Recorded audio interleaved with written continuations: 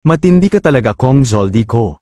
Mula 2019, si Zaldico ang umupong party list representative ng Ako Bicol. Simula 2022 naman, siya ang naging chairman ng pinakamakapangyarihang komite, ang Appropriations Committee, na siyang nagpasa ng budget ng gobyerno. Dahil sa kanilang posisyon, kontrolado ng mga ko ang maraming proyekto sa Kabikulan. Sa bayan naman ng Virac sa Catanduanes, na parte pa rin ng Kabikulan, may pinasinayaang proyekto ang Ako Bicol Party List noong January 2024. Isang 6,000-seater coliseum sa loob ng Catanduanes State University. Malaking boost po ito for the economy of the island. Ang budget na inilaan para sa Phase 1 ng construction, 98 million pesos.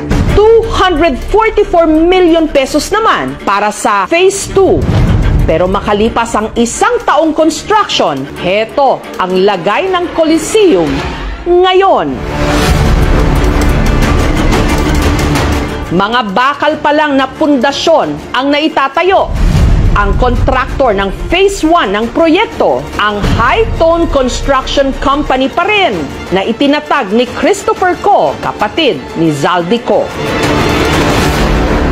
Siminit.